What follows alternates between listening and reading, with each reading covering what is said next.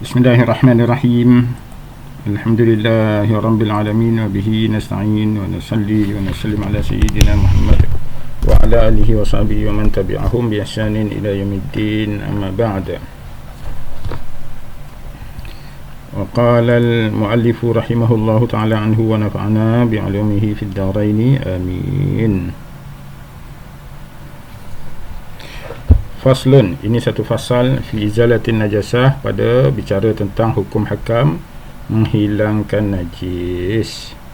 Wahia ai an-najasah tu lughatan, dari segi bahasa, kullu ma yastaqdirun, semua yang menjijikkan, yang kotor lagi menjijikkan.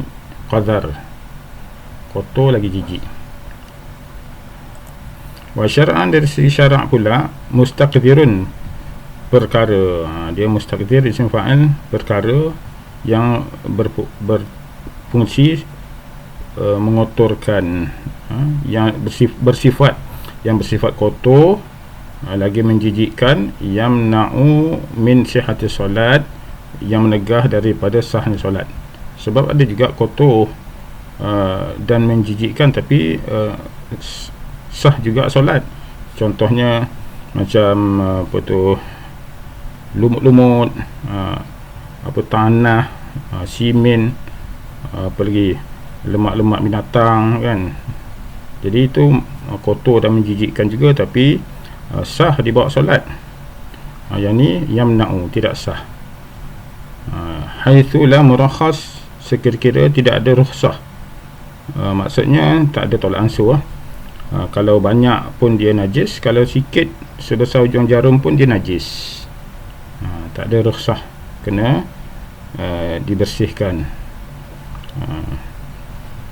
Wa kullu ma'in kharaja min ahadis sabilaini ay al-qubul wad dubur sawa'un akana mu'tadan kal bauli wal ghaiti am nadiran kal wadi wal madi najisun. Semua cecair yang keluar daripada salah satu dua jalan, iaitulah kubul yang arah depan tu dan dubur daripada arah belakang.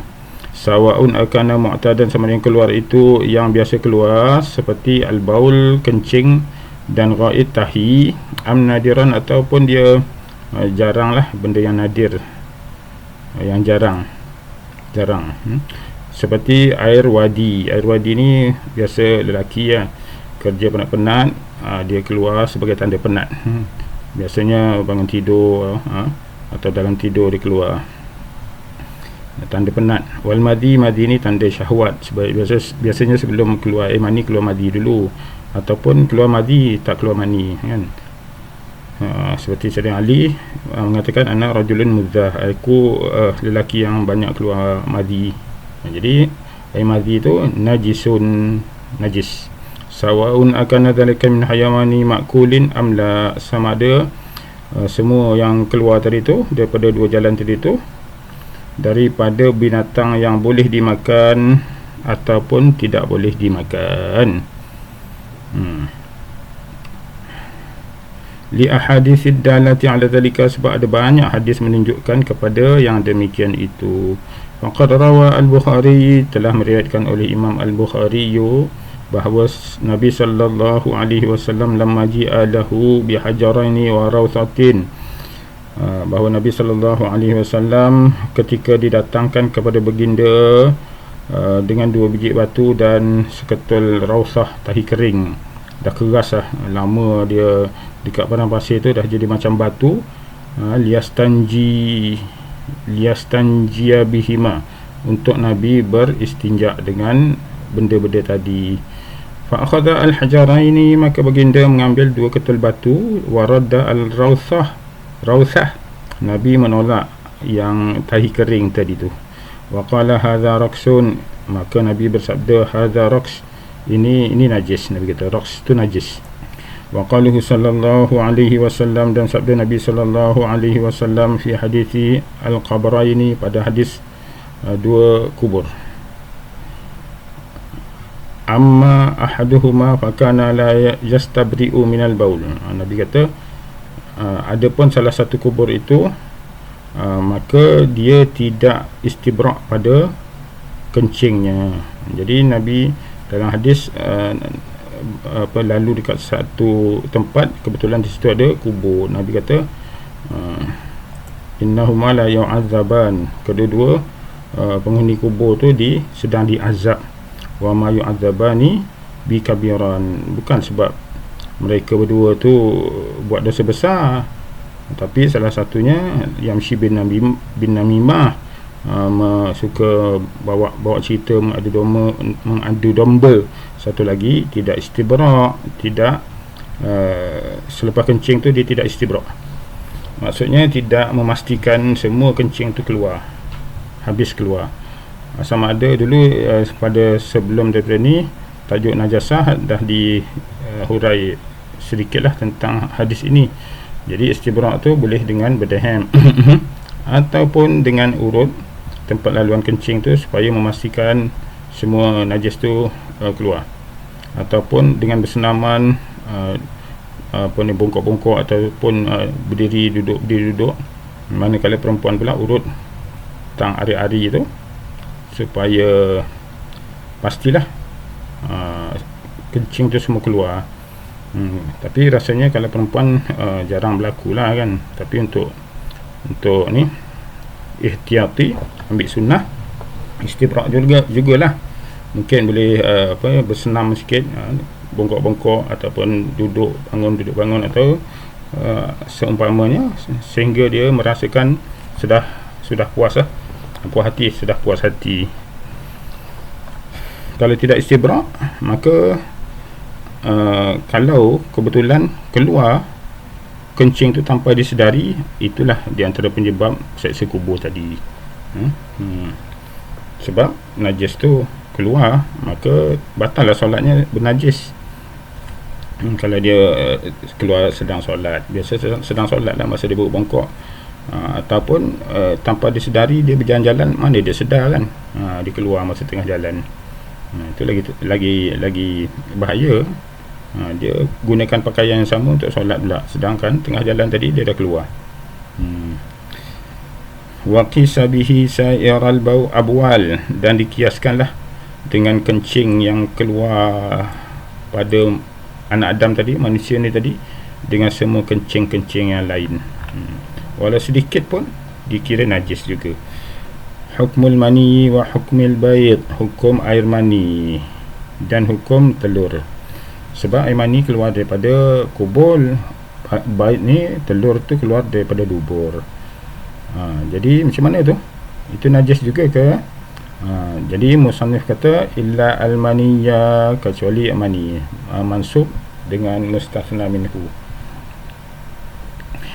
melainkan air mani fatahirun, maka hukumnya tahir, suci, min jami'il hayawanat illa al-kalba wal khinzira wa far'a ahadihima, daripada tahir, suci daripada semua binatang melainkan binatang anjing dan babi, dan fura' keturunan, kacukan daripada keduanya. Contoh macam anjing yang gembala kambing tu, kemudian dia kahwin, keluar anak kacukan anjing dan kambing, itu pun najis. Amma maniyu, adapun air mani, amma maniyul adami, mani anak Adam, fali hadithi Aisyah radhiyallahu ta'ala anha, dia suci berdasar kepada hadis Siti Aisyah radhiyallahu ta'ala anha, annaha kanat tahukku al-maniyya min thawbi Rasulillah sallallahu alaihi wasallam thumma yusalli fihi, bahawa satu hari Siti Aisyah telah mengkopek air mani yang telah kering yang melekat pada pakaian baginda sallallahu alaihi wasallam, kemudian baginda terus saja solat dengan pakaian tersebut tanpa membasuhnya. Wa amma maniyu ghairil adami, adapun mani bagi binatang yang bukan anak Adam lah, fali annahu aslu hayawanin tahirun, dia tu suci, mani binatang yang suci tadi tu, dia tu suci kerana asal haiwan tu sendiri suci. fa asbaha maniya al-adami, maka di tasbihkanlah ataupun dikiaskan kepada mani anak Adam. Jadi binatang tu suci, contohnya rimau, kucing, dia suci, tak boleh dimakan, tapi dia suci. Manusia pun suci, tak boleh dimakan. Jadi samalah kesnya. Maka air maninya suci.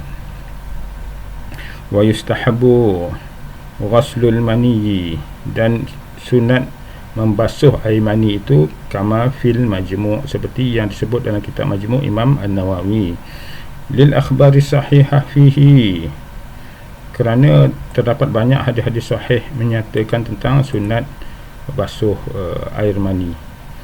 Wa khurujan minal khilaf, dan sebagai keluar daripada khilaf, perbezaan pendapat ulama, ada yang mengatakan wajib basuh. Jadi mazhab Syafi'i kata tak wajib basuh. Untuk meraihkan pendapat yang mengatakan wajib basuh tu, maka digalakkan basuh, sunat basuh. Wal baydul ma'khudhu min hayawanin tahirin walau min ghairi ma'kulin tahirun, manakala telur binatang yang diambil daripada binatang yang suci, selain daripada anjing, babi, ataupun wa matawallada minhuma, keturunan dia kan, kacukannya,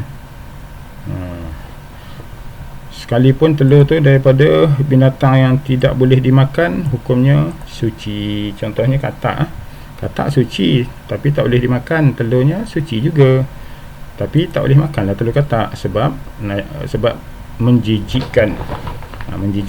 Jadi semua benda yang menjijikkan tak boleh dimakan. Contohnya ulat sagu, kupu-kupu ke, ulat belangkas ke, apa-apalah yang menjijikkan, haram dimakan. Kalau mazhab Hanbali, sotong dan udang tu ulat laut. Sebab itulah menurut mazhab Hanbali tak boleh makan sotong, udang. Tapi kalau sebab uruh dia begitu kan, tapi kalau dah berubah dia punya pandangannya, tidak lagi menjijikkan, tidaklah haram dimakan.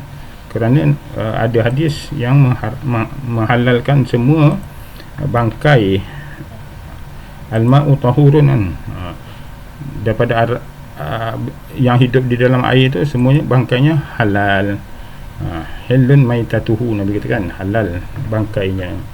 Jadi apa-apa je lah yang dalam air tu, tak kira lah nampak jijik ke tak jijik ke, semua halal.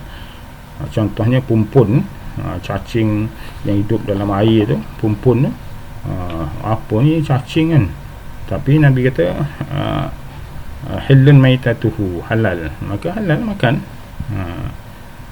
Okey. Kalau ikan duyung macam orang tu, halal selagi mana dia hidup dalam air. Wa qaluhu, kata musannif sahibul matn, wa ghaslu jami'i al-abwal wal arwas wajibun, membasuh semua jenis kencing dan tahi hukumnya wajib. Ai min makulin wa ghairihi, iaitu ai, bukan ayu, ai, sama ada daripada jenis binatang yang boleh dimakan ataupun yang tidak boleh dimakan. Habis di situ. Arada bihi, yang dimaksudkan oleh musannif dekat sini ialah an-najasah mutawassithah. Yang dimaksudkan dekat sini ialah daripada kategori najis pertengahan.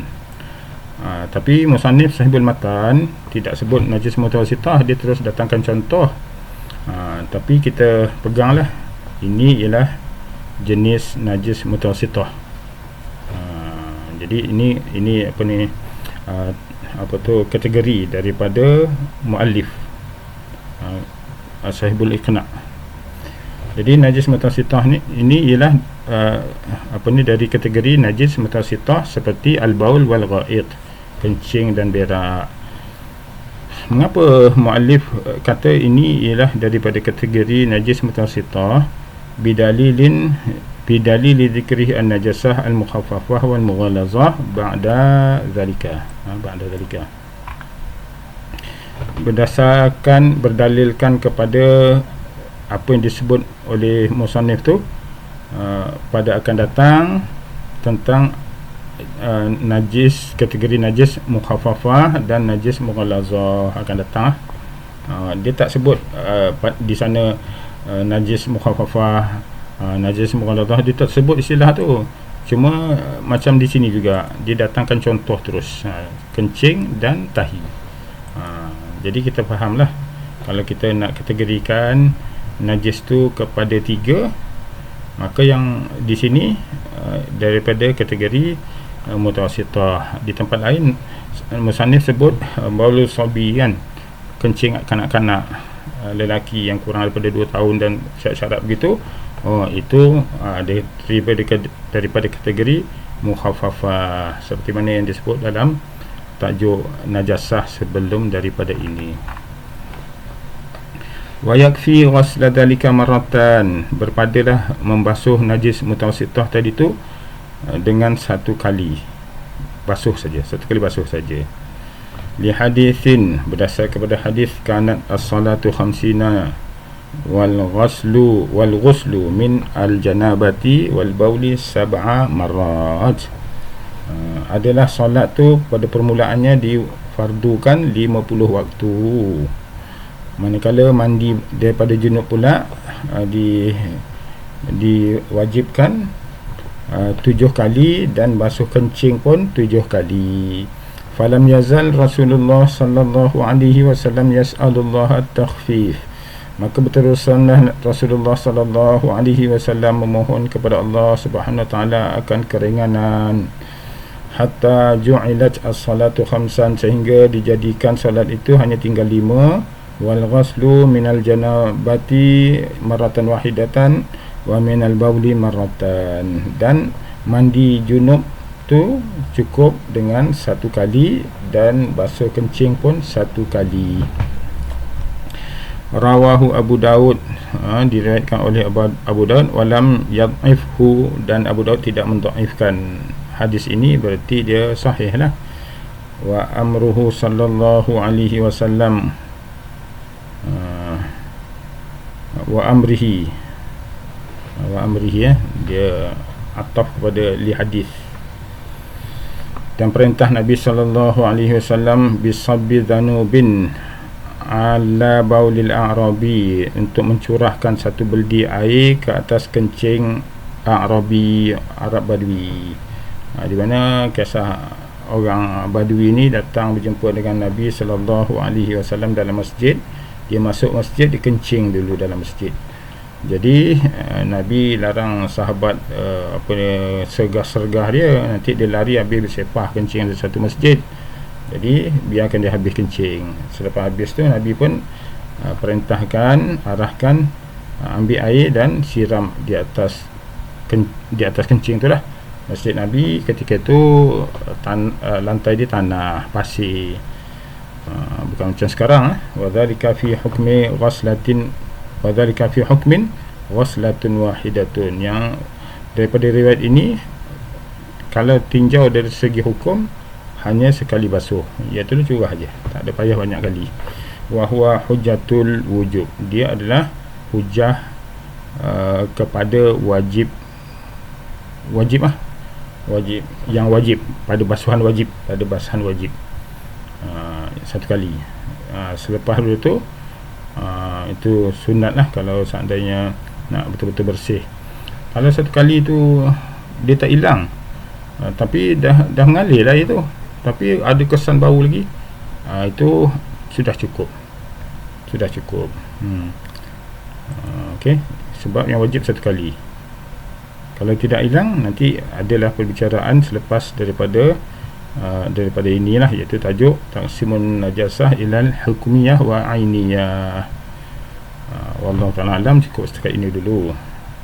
Assalamualaikum warahmatullahi wabarakatuh.